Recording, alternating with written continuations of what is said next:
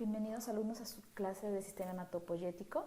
Yo soy la doctora María Teresa Pérez Narrea y por encargo de la doctora Segarra, hoy día voy a hacer la clase de hemostasia, la segunda parte. Como ustedes ya conocen y ya se lo deben haber explicado, la hemostasia es la prevención de pérdida de sangre, ¿no? Y como tal tiene 4 pasos o 4 fases o 4 etapas. La primera es la que involucra al vaso sanguíneo. Es lógico porque si es que la sangre que discurre por el vaso sale y eso se llama hemorragia, el vaso tiene que actuar ante ello, ¿no? El segundo paso es el que involucra las plaquetas, que son fragmentos de células que intervienen en la formación del tapón plaquetario. Pero lamentablemente el tapón plaquetario es un poco débil, no es tan firme. Entonces ahí aparece la tercera fase. En la tercera fase ya se involucra a una serie de sustancias proteicas que van a activarse una tras otra, hasta formar un coágulo en el que está compuesto por fibrina, que es el último paso prácticamente, como ven acá. Esta fibrina es la que va a atrapar a una serie de células, de tejido, de plasma, y eso va a generar un coágulo o un tapón, que este tapón sí es ya mucho más resistente, más estable y firme. Luego viene la cuarta fase. En la cuarta fase el tapón o se retrae, sellando más aún el orificio por el cual ha sido dañado, ¿no? O la lesión del vaso, y este tapón tampoco no es para siempre, ¿no? Este tapón tiene que en algún momento disolverse y eso se llama fibrinolisis. Entonces, ahí acabaría todo lo que es la fase, todo lo que es la hemostasia y se restablecería el flujo sanguíneo. Entonces, vamos a hablar en esta clase, estas dos últimas fases, en la etapa 3 y la etapa 4, ¿ok? Entonces, en la etapa 3 hablábamos de lo que es la coagulación propiamente dicho. La primera era el proceso vascular, la segunda el tapón plaquetario. Incluso esas dos primeras fases en algunos textos lo consideran hemostasia primaria. La hemostasia secundaria es lo que hablaríamos en esta clase, que es la formación del coágulo y finalmente terminaría con la fibrinolisis. ¿Cómo es que se forma un coágulo? Bueno, tiene que haber traumatismo de la pared de los vasos o los tejidos, el mismo problema en la sangre, en el mismo tejido hematopoyético o cuando la sangre entra en contacto con células endoteliales dañadas o con colágeno. Cualquiera una de ellas afecta a todas estas proteínas y sustancias que forman parte de la cascada de coagulación para que se activen. Esta etapa 3, que es de la coagulación, tiene a su vez 3 partes. Primero tiene que formarse un activador de protrombina. Esa es la primera fase. Para que se forme el activador de protrombina se hace a través de 2 vías, la vía intrínseca y la vía extrínseca, que lo vamos a hablar en un momento. Una vez que tenemos el activador de protrombina viene la segunda fase, que es la activación o la formación de la trombina a través de una proteína que se llama protrombina. Esa es la segunda fase. Y la última fase es que se forme la fibrina, gracias a la acción de la trombina. Entonces, si una falla, las demás no se producen, ¿ya? Entonces, una va detrás de la otra, para que finalmente se formen los monómeros de fibrina, y esta fibrina es la que va a formar el coágulo, que es ya el estable, definitivo. Muy bien, vamos a empezar entonces cómo es que llego a formar el activador de protrombina. Como les dije, es a través de 2 vías, la vía extrínseca y la vía intrínseca. Pero para ello, este activador de protrombina que se forma gracias a estas vías es porque en la sangre existen una serie de sustancias que se llaman factores de coagulación. Estos factores de coagulación los producimos siempre y viajan por sangre todo el tiempo, pero de forma inactiva. Cuando sucede algún daño, exposición del colágeno, un tejido dañado, se empiezan a activar estos factores de coagulación. Cuando no existe ningún daño, estos factores están inactivos, por lo tanto no se coagula la sangre. Entonces es importante que haya un equilibrio entre aquellos factores que son coagulantes y los anticoagulantes. ¿Producimos factores coagulantes? Sí. Anticoagulantes también. Cuando estamos en un momento en el cual no hay ninguna hemorragia, no hay ningún daño, predominan los factores anticoagulantes y eso evita que estemos formando trombos y coágulos todo el tiempo. Pero cuando hay un daño es que se activa la cascada de coagulación, la hemostasia, junto a la cascada de coagulación, y se forma el coágulo o trombo. Acá les pongo esta imagen que los puse al inicio de la clase, ¿no? Me dice, ¿pero qué tiene que ver con cascada de coagulación? Bueno, tiene muchísimo que ver. Ustedes saben que en un hospital no solamente trabaja el médico, Trabaja la secretaria, la enfermera, la obstetriz, el personal de limpieza. Cada uno de ellos es tan importante en la labor que realizan, claro está. Acá, por ejemplo, vemos cinco personas, que tienen diferentes cargos, pero que su actividad o lo que realizan es importante para el otro. ¿Okay? Desde el personal de limpieza, es importante que un hospital tiene que mantenerse limpio para poder atender a pacientes, para que el médico pueda atender, ¿cierto? Desde el interno, el residente, el asistente más joven, hasta el asistente con más experiencia. Igualmente, ¿no? Este asistente con más experiencia le es importante también que trabaje el doctor, que sea un buen profesional para que mantenga un hospital, para que la persona de limpieza pueda tener todavía trabajo. Si no, cierran el hospital o la clínica y ya no hay trabajo para nadie. Entonces, lo mismo sucede con los factores de coagulación. Cada uno de ellos es tan importante uno como el otro. Si falla uno, fallan los demás, ¿no? Si uno trabaja bien, el otro trabajará también, el otro también y el otro también. Es decir, cada uno es una cascada, ¿no? Uno le sigue a la otra. Es tan importante, de acuerdo, obviamente, el trabajo que realiza cada uno de ellos en su área repercute en el área de otra persona, de otro profesional, y así sucesivamente. Lo mismo sucede con la cascada de coagulación.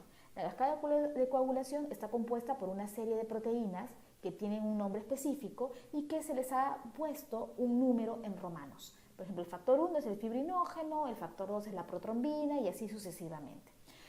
Cuando uno le añade la letra A minúscula a cada uno de estos factores, tienen que entender que significa que está activado. Cuando estos están en sangre, ¿no? Viajando, están sin esa A minúscula. O sea, son factores que están inactivos. Una vez que se activan, se les acuña la letra A minúscula para tener en cuenta que eso está activo. ¿Ok? Bien. Entonces, estos factores de coagulación van a actuar en diferentes vías, la vía extrínseca y la vía intrínseca. La vía extrínseca se produce cuando hay un trauma, cuando hay un daño del vaso o cuando hay un daño del tejido adyacente. Y la vía intrínseca es la vía que se produce cuando hay un daño propiamente de la sangre, del tejido hematopoyético. ¿Ya? Vamos a empezar con la vía extrínseca. La vía extrínseca inicia, entonces, con un traumatismo de la pared vascular, del tejido extravascular, que entra en contacto con la sangre. O sea, este tejido entra en contacto con la sangre. Entonces, lo que es, al dañarse, ese tejido libera un factor, que es el llamado factor tisular, o también se llama tromboplastina tisular, que si ustedes regresan al cuadro anterior, sería el factor 3 en romano de los factores de coagulación. ¿Listo? Entonces se libera este factor tisular. Este factor tisular lo que va a hacer es activar al factor 10. De 10 pasa a ser 10A. Pero este factor 10 y 10A no solamente necesita del factor tisular para activarse, necesita del factor 7, que a su vez ha sido activado por el factor tisular 7A. ¿Ok?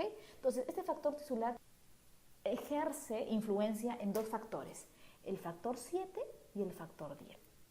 Además, se necesita del calcio para poder activar el 10 al 10. Entonces el 10A se activa gracias al factor tisular, al factor número 7 y al calcio, que es el factor 4. Una vez que está activado el 10, se recibe pues influjo del calcio, del factor 5, para formar el activador de protrombina. O sea, el activador de protrombina está formado por el 10 más el calcio, más el factor 5 y también parte del factor tisular que ayuda a formar al activador de protrombina. Este activador de protrombina, junto con las plaquetas y los fosfolípidos, va a activar, y junto con el calcio, va a activar al de protrombina, pasa a ser trombina. Y ahí nos quedamos, que es la parte común, ¿no es cierto?, de esta vía de cascada de coagulación. Entonces, hasta aquí hemos hablado de que se forma el activador de protrombina, que es a lo que las dos vías quieren llegar. ¿Okay? Y la vía extrínseca lo va a hacer gracias al factor tisular, al 7, al calcio, que van a activar al 10, y este 10 va a formar el activador de protrombina junto con el calcio, el 5 y el factor tisular. Algo muy importante y que sucede mucho en el organismo es la retroalimentación positiva. ¿Qué significa? Se dan cuenta acá que la trombina que se formó ella misma activa al 5 para que se forme más activador de protrombina y así forme más trombina. Eso se llama retroalimentación positiva o feedback positivo. O sea, la misma trombina estimula a otras sustancias para que vuelva a formar más trombina, ¿no? Y así se exacerbe esta cascada, ¿no? Aumente más la producción de trombina. La vía intrínseca, por su parte, se forma gracias a que hay un trauma de la sangre o contacto con el colágeno. Entonces, se produce, en primer lugar, el factor 12, gracias a al trauma en la sangre o el contacto con el colágeno. Ella que está viajando así, pasiva, ¿no? Sin nada, tranquila, se activa y se forma el 12A. Este factor 12 también se activa también con la superficie del cristal. Es decir, si tú sacases sangre, te extraes sangre venosa a un tubo de ensayo, este factor 12, al hacer contacto con las paredes del tubo de ensayo, prácticamente cambia de conformación y se activa a 12A. Entonces, este factor 12 también se puede activar, porque las plaquetas producen una sustancia que es una lipoproteína que se llama factor plaquetario 3. Ojo, este factor plaquetario 3 es 3 no es en romanos, es en números arábigos. No es lo mismo que el factor 3 en romanos de la cascada de coagulación. Muy bien. Entonces, una vez que tenemos ese factor 12 activado, gracias al influjo del quininógeno de alto peso molecular y la precalicreína, se activa el factor 11. Este factor 11, gracias al calcio, nuevamente, factor 4, activa al factor 9 en 9A. Este factor de coagulación 9 activado, gracias a la trombina, miren, que activa al factor 8 en 8A y al calcio, activa al 10 en 10A. Ojo que acá también, miren, los fosfolípidos y las plaquetas activan también al 10A. Entonces, el 10A es activado gracias a ¿quién? Al calcio, al 8, al 9 y a las plaquetas y los fosfolípidos. Este 10A, junto con el calcio y con la trombina y con el factor 5, van a formar el activador de protrombina, que es ya la vía común. Y este activador de protrombina, junto con las plaquetas y los fosfolípidos y el calcio, activan a las de protrombina a trombina. Algo muy importante entonces en esta cascada de coagulación es el calcio. Miren, el calcio está en todas las fases. Protrombina-trombina, forma el activador de protrombina, ayuda a la activación del factor de coagulación 10 al factor de coagulación 9, ¿okay? Para que se active. En casi todos el calcio activa y en la vía extrínseca también. Y acá también se cumple ese feedback positivo o realimentación positiva de la trombina. Miren, la trombina que se forma, nuevamente, ¿a quién estimula? Al factor de coagulación número 5 para que forme activador de protrombina. Y también ¿a quién estimula? Al 8, para que pueda activar al factor de coagulación número 10. Entonces, la trombina ella misma se va activando. O sea, mejor dicho, ella misma activa otras sustancias para que finalmente pase de protrombina a trombina. ¿Okay? Una vez que ya se formó el activador de protrombina gracias a estas dos vías, ojo, estas dos vías se producen simultáneamente. No es que una se hace primero y luego la otra, o en algún momento solamente la extrínseca, en otro momento la intrínseca. No, se producen al unísono. La diferencia está en que la vía extrínseca, ¿okay? La vía extrínseca es una vía que se activa gracias al factor tisular, que inicia, ¿no es cierto?, con el factor tisular y que es mucho más rápida, es más explosiva. En cambio, la vía intrínseca se inicia con el factor 12 y plaquetas y es más lenta, demora un poco más en terminar todos sus pasos. Una vez que tenemos el activador de protrombina, tiene que formarse trombina, ¿ok? Pero la protrombina, antes, vamos a aclarar un poquito, es una proteína que se produce en el hígado y que es vitamina K dependiente. Entonces, pacientes que tienen alteración de la vitamina K, no consumen vitamina K, tendrán una alteración de este factor que es el factor 2. Incluso la mayoría y casi todos los factores de coagulación se producen en el hígado. Entonces, pacientes que tienen una insuficiencia hepática, pacientes que tienen cirrosis, ¿no? Estos pacientitos tendrán alteraciones de coagulación, probablemente no van a formar coágulos y tendrán hemorragias. ¿Okay? Bien, una vez que se transforma en trombina, la protrombina, esta va a tener su efecto en el fibrinógeno. ¿Y qué es el fibrinógeno? Es una proteína que se forma también en el hígado y que es de alto peso molecular. Entonces, al ser de alto peso molecular, muy poco, casi nada se filtra y solamente se queda en el vascular, no llega al intersticio. Por eso es que el líquido intersticial no se coagula, a menos, claro, que el vaso se rompa y extravase, ¿no? Y salga el líquido intersticial y ahí haya coagulación. Pero usualmente el líquido intersticial no coagula. Este fibrinógeno gracias a la trombina, se forma en fibrina, se transforma en fibrina. Pero esta fibrina, así tal cual, es un monómero que tiene uniones covalentes pero muy débiles. Entonces, cuando se forma el coágulo, en el cual tienes pues glóbulos rojos, esta malla de fibrina, plasma, alguna plaqueta por ahí que se haya quedado metida dentro del coágulo, es un coágulo que aún es muy lábil, muy parecido al plaquetario. Entonces necesita de algo, alguien que estabilice y que forme uniones más fuertes. Ahí tenemos al factor 13. Este 13, gracias a la trombina, miren, se activa y forma el 13A. Y este 13 activo es el que va a estabilizar a la fibrina. Y es aquí donde prácticamente se forma el coágulo definitivo, que es un coágulo resistente y firme, diferente al que se formó el coágulo de las plaquetas, o el trombo plaquetario. Muy bien, entonces, ahora, hasta que hemos hablado todo lo que es desde que, ya en la clase anterior deben haber hablado del tapón plaquetario y ahora hemos continuado con el coágulo y finalmente con el trombo de fibrina. Muy bien, pero así como existen sustancias procoagulantes, o sea, los que han hecho toda esta cascada, hay sustancias que son anticoagulantes, endógenas. Tenemos tres fuentes o tres tipos, ¿no? Los factores de la superficie endotelial, o sea, el endotelio propiamente dicho. El hecho de que el endotelio sea liso su superficie y que no tenga ninguna abertura, ninguna herida, ningún traumatismo, hace que sea anticoagulante, ¿no? No va a permitir la coagulación. Otra cosa importante, el endotelio ya se conoce que es un órgano, es un tejido prácticamente que produce sustancias activas.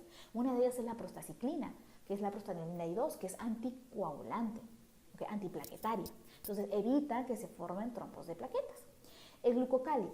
El glucocáliz es una sustancia que forma parte del tejido conectivo del vaso sanguíneo y que repele a los factores de coagulación, tiene carga negativa, y a las plaquetas, evita que se forme el tapón plaquetario. Luego tenemos otro factor que es el factor inhibidor del factor tisular. Entonces, ¿pero esto dónde actúa, no? Es una proteasa que se produce en las células endoteliales y que inhibe el complejo que se forma al inicio de la vía extrínseca, que es el factor tisular, el factor de coagulación 7 activado y el calcio. Entonces, si ustedes revisan, vamos a ver la vía extrínseca, ¿ok? Acá. Entonces, acá tenemos lo que inhibiría el factor, el inhibidor del factor tisular, sería todo esto. El factor tisular, el 7A y el calcio. Entonces, al inhibir esto, ya no se activa el 10, ¿no? Y obviamente se inhibe todas las cascadas. ¿Ok? Muy bien, vamos a bajar. Listo. Otra proteína es la trombomodulina, también producida por las células endoteliales. Se une a la trombina, prácticamente la saca del juego, ¿no? Agarra la trombina y la quita de todo este mecanismo de coagulación. Entonces, al no haber trombina, ya no se forma la fibrina, y si no hay fibrina, no se forma el coágulo. ¿Okay? Otra cosa que hace también la trombomodulina es que se une a la proteína C, ¿no? A la activa, para que ésta inhiba al factor 5 y al factor 8. ¿Ya? La proteína C. Hay otra proteína también que es la proteína S. Esta proteína S es un cofactor de la proteína C. La ayuda a la proteína C a que tenga mayor actividad y que inhiba al factor 5 y al 8. Nosotros anticoagulantes intravasculares tenemos las fibras de fibrina.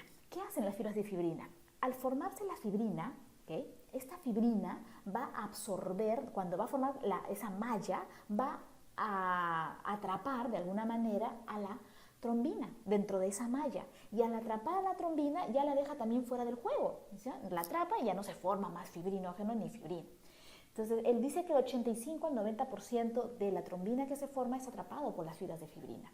Los demás, lo que sobra, puede ser atrapado, ¿no es cierto?, o inhibido por la antitrombina, que es la antitrombina 3. Esta capta la trombina y también ya no deja que siga la cascada del fibrinógeno y la fibrina. El otro anticoagulante endógeno que tenemos es la heparina. La heparina es una proteína que se produce en muchas células. Dentro de ellas, las más importantes son los mastocitos y los basófilos. Y estas células se encuentran más abundante en el tejido conectivo del capilar, alrededor del capilar, o sea, perivascular. Sobre todo en dos órganos principales, en el hígado y en el riñón. ¿Por qué? Porque el hígado y el riñón tienen como característica común que reciben sangre venosa, gran cantidad de sangre venosa. Y esta sangre venosa, por sus características hemodinámicas que tienen, esta circulación venosa, tiene mayor propensión a hacer coágulos, ¿no? Acuérdense que las venas son nuestros vasos de capacitancia, tienen mayor cantidad de sangre, tienen menor velocidad, menos presión, y la éstasis venosa es un factor de riesgo para producir coágulos, ¿no? Trombos. Entonces, no es tan infrecuente que se formen trombos, ¿no? En la circulación venosa. Y como ustedes saben, todo lo que se forma en la vena tiene que llegar al pulmón. Y en el pulmón, como tenemos gran cantidad de mastocitos y basófilos, los pequeños émbolos que puedan llegar son disueltos por la heparina.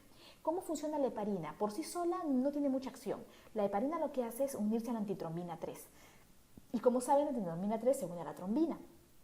Pero, ¿qué le hace la heparina a la antitrombina? La potencia. Si la antitrombina tenía una función o una potencia de 1, ahora con la heparina tiene una potencia de 100 hasta 1000. O sea, en presencia de heparina, la cantidad de trombina que va a haber en sangre la va a disminuir enormemente gracias a la antitrombina 3. No solamente inhibe a la trombina, sino que también a otros factores de coagulación, tipo 12, el 11, el 10 y el 9. Bien.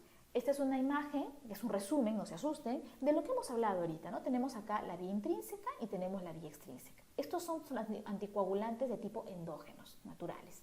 Tenemos acá la trombomodulina. Como ustedes se dan cuenta, ¿qué hace con la trombina? La jala, ¿no es cierto? Y si ya no tienes trombina, ya no tendrás fibrinógeno ni fibrina, ¿ya? Luego también la trombomodulina activa a la proteína C y a la S.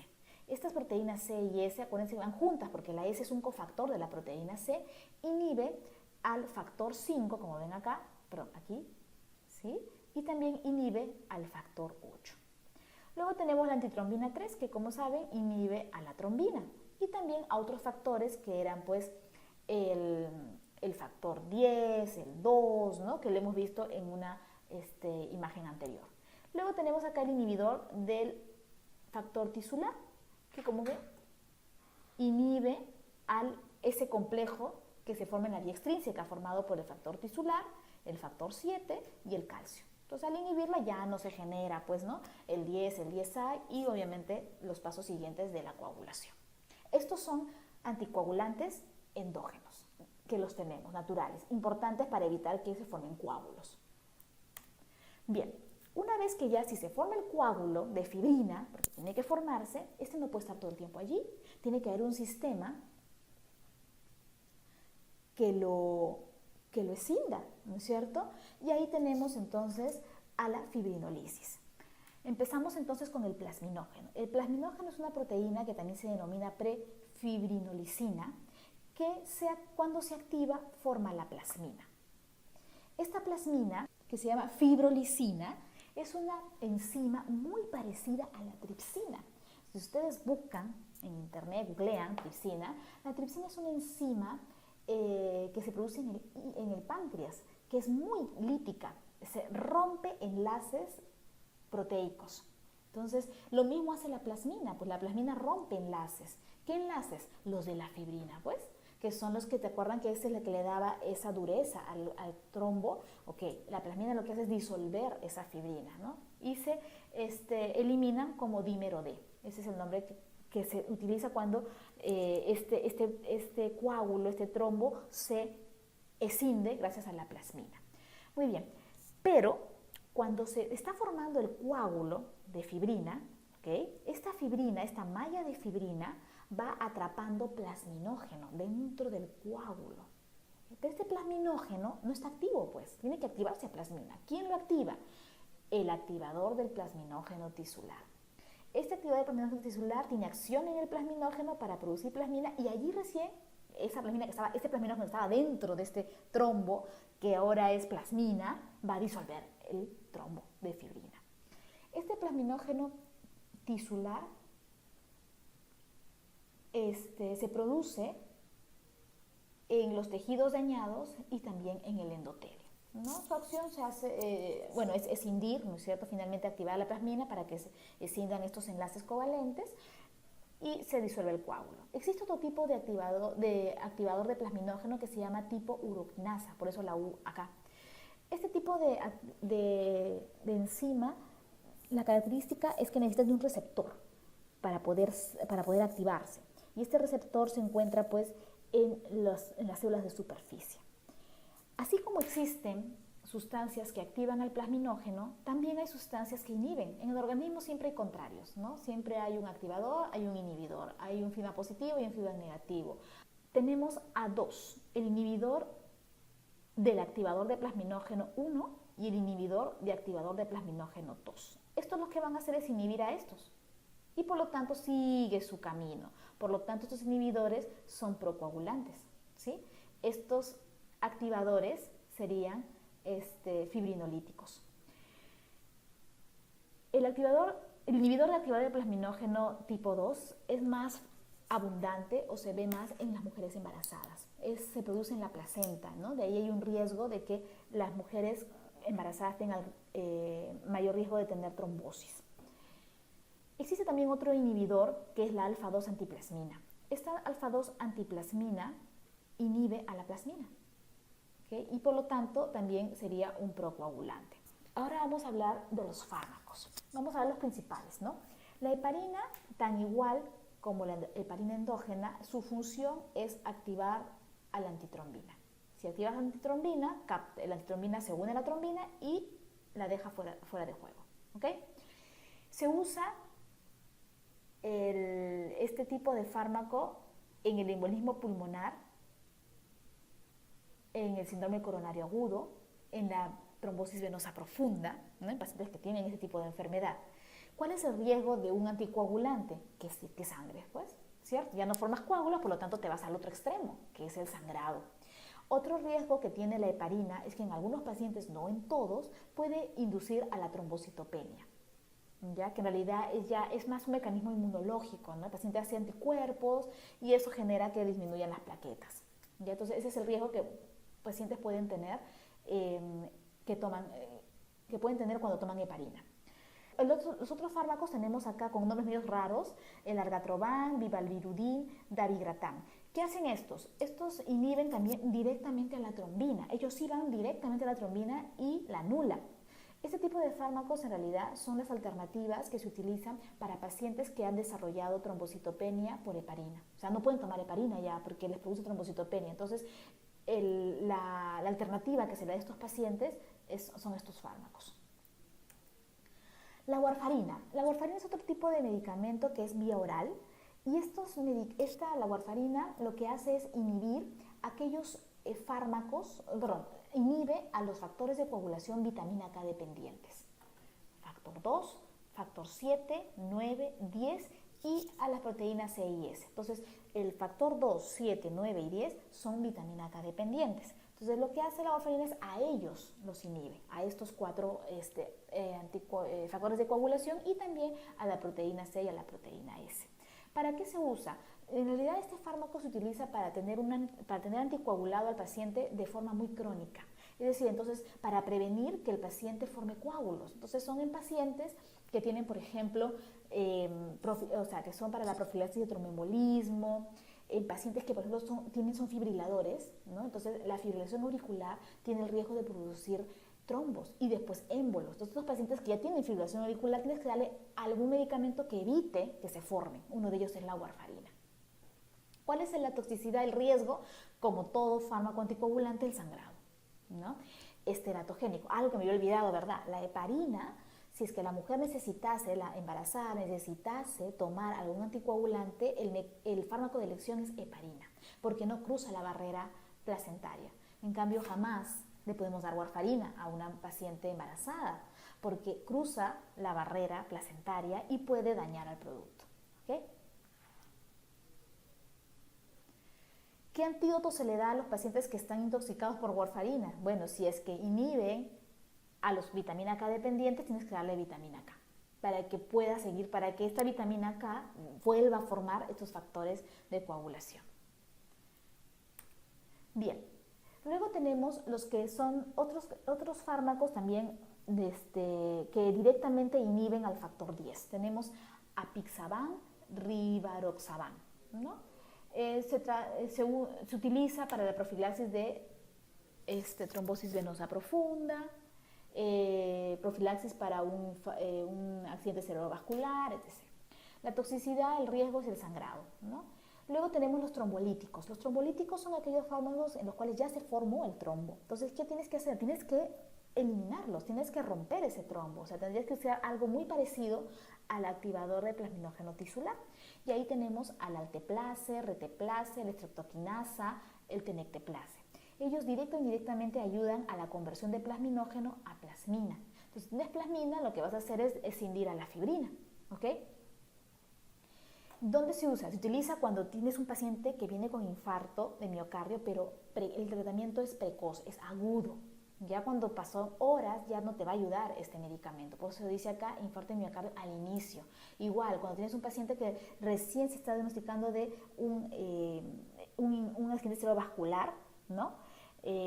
También al inicio se le puede dar ese tipo de trombolíticos. El riesgo también es el sangrado, ¿no? Y otros más que ya ustedes lo pueden leer de esta diapositiva. Muy bien, esta es una imagen que me resume casi todo lo de los fármacos. Lo mismo, miren chicos, tampoco no se rayen. Si ustedes saben la cascada de coagulación bien, esto les va a ser muy fácil entender. Esta es la vía intrínseca, con todos los factores que ya hemos hablado, y esta es la vía extrínseca. Entonces, hay anticoagulantes que van directamente al factor 10, como por ejemplo la heparina de bajo peso molecular. La heparina propiamente dicho, y los que son inhibidores directos, como el apixaban, rivaroxaban que acabamos de hablar, y el fondoparinox. Miren cómo inhibe al 10. Y si inhibe al 10 ya no se activa la trombina. Hay otros anticoagulantes que son directamente van al 2, o sea, a la trombina. Ahí tenemos a la heparina con una gran eficacia, la heparina de bajo peso molecular, como el dalteparina, la enoxaparina, y otros como el argatroban, vivalirudina y dabigatran. ¿Ok? Luego, acá, ¿qué más importante? Ok. Algo muy importante también es aquellos, estos factores que ven en rosa, de color, el número 7, el 9, el 10 y el 2, son inhibidos por aquellos fármacos que inhiben a la vitamina K. ¿Quiénes son? La warfarina. ¿Ok? Y por último, cuando ya se formó el trombo, tenemos a los fármacos trombolíticos, como el alteplase, reteplase. Ellos van a estimular al activador de plasminógeno tisular. Y los que no son trombolíticos, a los que son coagulantes, tendríamos al ácido aminocaproico, que es el que va a inhibir al activador de plasminógeno tisular. Bien, entonces, en hematología es muy importante el laboratorio, se han dado cuenta, ¿no? En anemias, ya lo van a ver también cuando vean la parte de glóbulos blancos, etc. En coagulación, definitivamente. Acá tenemos entonces al tiempo de sangría, el tiempo de coagulación, el tiempo de protrombina, el tiempo parcial de tromboplastina. Entonces, el tiempo de sangría, ¿qué es lo que se hace con estos pacientitos? Bueno, con un bisturí se hace un pequeño corte, se perfora la punta de un dedo o el lóbulo de la oreja y la hemorragia debe durar de 1 a 6 minutos. Obviamente el tiempo va a depender de la profundidad, del grado de hiperemia en el dedo, ¿no? En el lóbulo de la oreja, y ¿qué es lo que nos va a dar información? De que si es que este tiempo se prolonga, el problema puede ser los factores de coagulación, pero sobre todo es plaquetas. Ya nos da información sobre todo de las plaquetas. Luego tenemos el tiempo de coagulación. ¿Qué es lo que se hace? Se saca sangre, se coloca en un tubo de ensayo y se empieza a agitar cada 30 segundos hasta observar en qué momento se coagula la sangre, se forma el coágulo.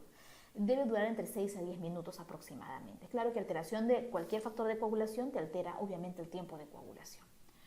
Luego tenemos el tiempo de protrombina. El tiempo de protrombina me indica la concentración de protrombina en la sangre. Este tiempo de protrombina es aproximadamente de 12 segundos, ¿ok? Pero mucho depende del laboratorio y de un factor que se llama INR.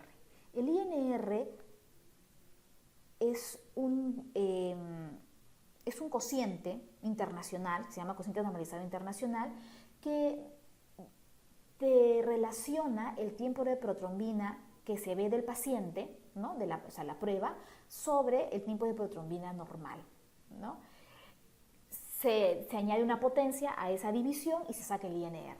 Este INR debe ser de 0.9 a 1.3 aproximadamente para considerar una persona que no va a coagular ni va a hacer hemorragia.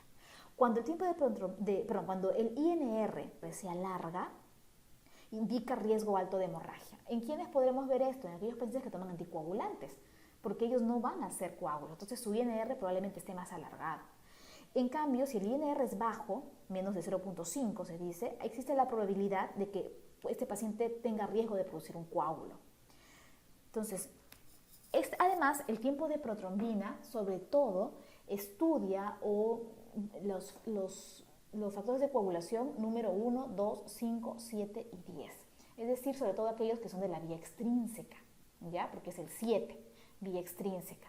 Y se utiliza este tiempo de protrombina para poder monitorizar a aquellos pacientes que toman warfarina. Es decir, si yo tengo un paciente que toma warfarina y quiero saber cómo está la coagulación de su sangre, si es que está bien la dosis que le estoy dando o le estoy dando demasiado y en qué momento sangra este paciente, tienes que medir el tiempo de protrombina.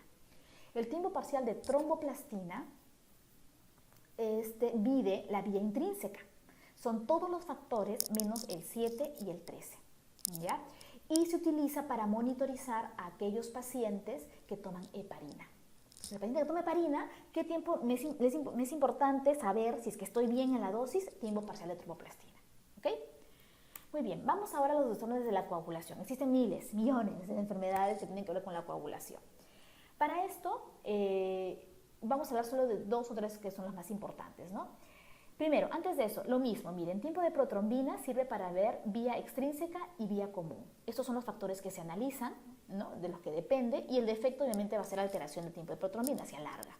El tiempo de parcial de tromboplastina es para la vía intrínseca y la vía común, y estos son los factores que va a estudiar, todos menos el 7 y el 13. Y su defecto será que aumente el tiempo parcial de tromboplastina. Bien, hablemos de la hemofilia. La hemofilia es una enfermedad recesiva ligada al cromosoma X, ¿ok? En la cual el problema es la vía intrínseca de coagulación. Hay 3 tipos de hemofilia, la hemofilia A, B y C. La A tendrás deficiencia del factor 8, la B deficiencia del factor 9 y la C deficiencia del factor 11. La A es la más común, ¿okay? En las 3 el tiempo parcial de tromboplastina está alterado, alargado. El tiempo de protrombina no tanto, ¿no? El que me interesa ver a mí es el tiempo parcial de tromboplastina. Como es ligado al cromosoma X, la A y la B, son pacientes que los varones son los afectados. Las mujeres son las portadoras, generalmente. ¿Cuál es la clínica? Bueno, si no tienes factor 8 no coagulas, y si no coagulas te da hemorragia, sobre todo las articulaciones, ¿no? Las hemartrosis. O el paciente a veces no sabes, ¿no? que tienes hemofilia y ¿qué pasa? Que te lavan los dientes y sangras, ¿no? Pero qué raro, ¿no? ¿Por qué? O vas al dentista, te sacan una muela, te hacen una curación y no para de sangrar. Entonces, ojo con esos tipos de pacientitos, probablemente tengan una alteración de la coagulación. El tratamiento es darle el factor que le falta, pues, ¿no? Para la hemofilia será el factor 8. La deficiencia de vitamina K. En general hay un defecto de la coagulación, porque los factores que se alteran son el 2, el 7, el 9, el 10 y la proteína C y S. Lo que va a haber es un tiempo de sangrado normal, pero va a estar alterado el tiempo de protrombina y el tiempo parcial de tromboplastina. Algo muy importante es en los neonatos. Los neonatos siempre les ponen vitamina K cuando nacen. ¿Por qué? Porque todavía su sistema, todo está inmaduro, ¿no? Entonces, para evitar de que haya algún tipo de sangrado por ausencia de esta vitamina K, se le coloca, ¿no? La vitamina K. También, ¿quiénes pueden tener este tipo de deficiencia? Aquellos pacientes que no tienen una flora intestinal adecuada, porque la vitamina K la producen las bacterias, entonces que están en la flora intestinal. Aquellos que no tengan esta flora intestinal o tengan resección del intestino, ¿no? No producen y pueden tener sangrados. El otro tipo de enfermedad que vamos a hablar levemente es la enfermedad de von Willebrand, en la cual es un defecto de la vía intrínseca por ausencia del factor de von Willebrand. Aquí el tiempo parcial de tromboplastina es el que está alargado. El tiempo de sangría también está alargado y los demás están normal. Lo que hay es un defecto en la formación de la plaqueta. No se forma, ¿no? No se forma el tapón plaquetario. defecto en la formación del tapón plaquetario, entonces por disminución del factor de von Willebrand. El tratamiento es darle pues desmopresina, que es un fármaco que libera factor de von Willebrand que está dentro del endotelio, porque este factor de von Willebrand está en el endotelio. ¿Se acuerdan que cuando hay un trauma se expone el factor de von Willebrand y empiezan a agregarse y después a adherirse a las plaquetas? Ok, ahora, esto obviamente es tres de las miles de enfermedades que hay. Solamente esta parte de la teoría es una visión muy general. Si mal no recuerdo, la doctora les va a colgar en el aula virtual unos artículos sobre enfermedades. ¿Ya? Entonces revisen mejor esa parte, o sea, yo les doy una información muy general, pero ahí va a estar mejor explicado. ¿Ya? Igualmente los fármacos, también van a estar en un artículo que se les va a enviar para que lo puedan leer. Bien, y para terminar, jóvenes, les dejo, este es un gráfico o un cuadro de todos los factores de coagulación, como ven aquí, sus nombres alternativos y qué propiedad tienen. Si es por ejemplo, el factor 1, que es el fibrinogen, es una globulina plasmática. Por ejemplo, el factor 5 es una proteína que se sintetiza en el hígado y se almacena en las plaquetas, ¿ok? Entonces, para que tengan una idea, una información más, ¿no?, de este tipo de los factores de coagulación. Luego tenemos acá, seguimos con los factores, 13, ¿okay?, el 13A, el quininógeno de alto peso molecular, la calicreína, el factor de von Willebrand, que hemos hablado por la enfermedad. Luego tenemos los factores anticoagulantes, antitrombina 3, proteína C, S, con toda la información para que ustedes puedan leer. Y los factores fibrinolíticos también, ¿no? Plasminógeno, el activador tisular de plasminógeno, la alfa-2 antiplasmina, etc. Y acá les dejo por último este cuadro que solamente habla de enfermedades solo de factores de coagulación. ¿Okay? Y hay más, o sea, hay enfermedades que tienen que ver con las plaquetas, con la adhesión, con la agregación, con el endotelio, etc. Entonces, solamente una visión general. Ok, joven, entonces hasta acá creo que sí, acabamos, hemos revisado todo lo que es cascada de coagulación, hemos hablado de los principales fármacos, hemos hablado de algunas enfermedades y no se olviden de revisar su aula virtual, por favor no se queden solamente con la información que les doy, lean el libro que yo he sacado es el guide, ¿ok? Listo, entonces hasta otra oportunidad, muchas gracias.